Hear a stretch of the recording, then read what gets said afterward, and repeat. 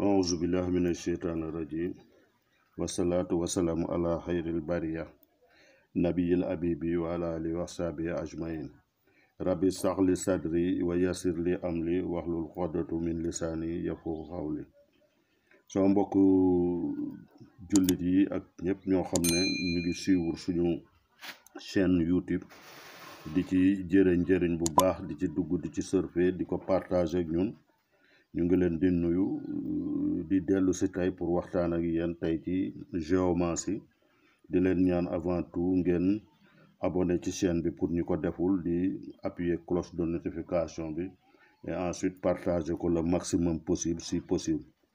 léegi tey jii dañu ñëwoon pour def benn waxtaan sur la figure d'Omar ñu koy wax la 7e figure en géomancie parce que mu ngi dëkk ci juróom-ñaareeli kër gi ñu koy wax la maison de l'amour ñu koy wax Baytul Nika kër googu nag dafay kër gu am solo boo xam ne ci wàllu géomancie même ba ci astrologie parce que moom la ñuy wax la maison Baytul kii Matlub parce que dafay nekk le descendant en astrologie donc c'est le communicant ci wàllu géomancie aussi bien aussi ak ci astrologie léegi di leen wax képp koo xam ne fi mu nekk di ci profito ci chaîne bi di leen yëgal ne ku bëgg def formation en géomancie wala des consultations on est prêt là pour le faire di wax tamit ñi nga xam ne dégguñu tuuti wolof ñu surfer après ñu scotché parce que dinañ ñëw indi ci waaye tuuti explication surtout pour recettes yi ñu leen indil tey ñetti recettes yi ñu am habitude di leen ko defal ci géomancie ñëw bàyyi ko xel dinañ ko wax tamit en français. donc Omar boo seetee niñ ko waxee par essence mooy figure bi nga xam ne en géomancie mooy indiqué donc li ñuy wax la parole di kaddu ci wàllu ramli am solo trop parce que lépp lu amul kaddu problème la te figure bi par des paramètres ak techniques yi nga xam ne mu ngi ci biir ramli moom la ñuy utiliser pour xam où se trouve la parole ana kaddu gi ndax am na kaddu wala déet kooku Omar moo koy génne parce que dafa nekk ci askal yi nga xam ne impair la ñu ko les génies muy figure boo xam ne 7 étoiles la am ba pare di wax au présent figure la boo xamee ne nag daanaka en géomancie dañ koy jagleel muy figure boo xam ne di askal boo xam ne nee nañ lu bon rek lay def parce que boo xoolee ngelaw la di orienté wu comme toutes les figures d'air vers l'ouest di figure bu fixe très rapide aussi dëkk na askal bu destructif ñu naan day yàq di askalu révolté di askalu rébellion di askalu vengeance muy fayu askal la boo xam ne pratiquement boo ko xoolee toujours aboutissement day dem ci wàllu deret ba xam ne ci wàllu mbaax yu jigéen ñi dañ ko ci gis ci wàllu opération donc Omar mooy figure boobu nga xam ne figure la bu doy waar boo xoolee nag somme pythagoricienne comme am nañ ko amee habitude di ko def parce que Omar boo xoolee nii la taxawee 2 1 2 2 donc moo ñuy jox 2122 2122 mi nag boo mooy kodam parce que boo xoolee ñaar ñi 2 1 2 2 mooy 2122 boo defee somme pythagoricienne bi 2002 1 2 donc da lay jox fii 4 fii 3 fii 3 fii 4 donc 43 bii boo ko tegee sur 34 mu joxaat la 77 muy Kanzi bi di la magasin donc Omar boo xoolee figure la boo xam ne figure bu yéeme la en géomancie dafa am doole trop comme niñ leen ko waxee ci biir communicant boobu muy génne léegi ci xoolee base d'Ar bi ci système base d'Ar da ngay gis ne moom fii amul dara 0 lay marqué en feu air mu am 2 points non 7 points boo xoolee au niveau eau 0 lay marqué au niveau de la terre muy 0 donc ce qui lui donne 7 points moo tax Omar nekk à la 7e maison muy niñ leen ko waxee la maison du communicant mooy Baytul Nika ñu koy wax la maison des amours boo xoolee Omar nag daanaka dafay figure boo xam ne moom élément am donc air la te vous voyez que seule sa partie air bëtu ak ngelawam rek moom moo ubbeeku tous les autres moyen dafa tëj mais par contre moom il habite à la dans une maison boo xam ne dafa dëkk ci kër goo xam ne kër gi ndox la donc amul harmonie ak kër gi, ce qui lui permet de faire beaucoup de dégâts. léegi boo xoolee tey dañu indi woon benn ñetti recette pour présenter leen ko ci wàllu Omar. boo xoolee recette bu njëkk bi dañ la ne Omar da nga koy jël première recette. boo xoolee première recette boole la, recette boole la mu ñu koy wax envoûtement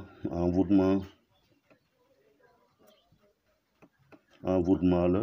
recette bi da ngay jël Omar nga bind ko juróom-ñaari yoon sur peau d'âne.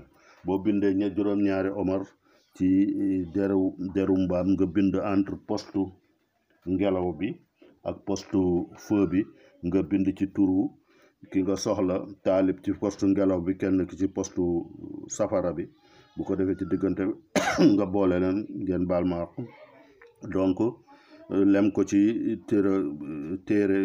téere bi ba pare. par la suite sacrifier ko bu baax, wax say vœu bu baax a baax. bu ko defee nga incha allah nga jël ko, bu ko defee bind ko ci der bi, lem ko indi ko ci fi nga xam ne pour fayli la, moom pour koo xam ne il a quitté le domicile conjugal, nga fexe ba mu dellu soit ci kër gi. boo ko lemee nga indi ko def ko ci suufu lal bi nga xam ne fa lay tëdd, wala dans sa chambre. bu ko defee incha allah sous peu de temps balay gaaw rek di nga gis kooku dina dellu si incha allah. ñaareeli recette bi ba tey recette la boo xam ne recette de fusion la, di envoûtement pour boole ba tey ñaar ñoo xam ne bëggante leen te muy farata, di farata boo xam ne pour boole leen Omar ngay jël dans les 16 figures de la maison géomantique, ci fukki kër ak juróom benn yi nga xam ne mooy kër géomancie yi, li ko dalee kër Youssouf ba kër Moussa, da nga ciy bind Omar. bu ko defee boo ñëwee dans la maison du Talib, mooy la maison de l'âme 1 bi, bu ko defee nga bind fa turu ki nga xam ne mooy sollicité. boo demee ci 7e maison bi nga bind ko ki nga xam ne moom la ñuy convoiter, moom la ñu soxla pour maîtriser. bu ko defee ñu bind foofu turu kookule. léegi nag ñu lem këyit gi ba pare wut un coq rouge égorgé ko. buñ ko égorgé ba pare ci coq boobu incha allah ci ngay daldi def bopp bi. boo ko defee bopp bi dugal ko ci boîte, bu ko defee nga mettre ko dans un endroit chaud. bu ko defee tànk mi ngi tàng rek incha allah da ngay am gain de cause. 3e recette bi dañu ne recette la boo xam ne ba tey recette d'union la, recette d'union d'envoûtement, parce que Omar loolu lay def, il appartient à la maison du mariage, moo tax mu efficace ci loolu. dañuy bind 7 figures d'Omar, buñ ko bindee sur bout de papier, def ci miel tuuti, mélange ko avec du miel. léegi bu ko defee ñu bind entre poste O et R ni ma ko waxee woon rek. bu ko defee poste R O ñu bind les noms de ceux qui ñu war a boole. bu ko defee ñu lem ko yóbbu ko ci termitière. boo ko yóbboo ci termitière nga plier ko teg ko ci buntu termitière bi. incha allah bu ko termite yi jëlee rek dugal ko ci biir rek, le vœu est accompli. affaire bi day am ci ni nga ko bëggee.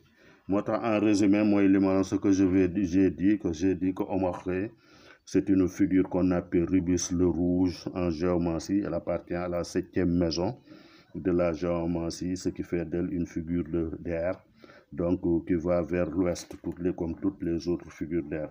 En géomancie, c'est la figure par excellence qui montre la parole, puisque seule sa partie air est ouverte, les 4 autres postes à voir le feu, l'eau et la terre sont fermés.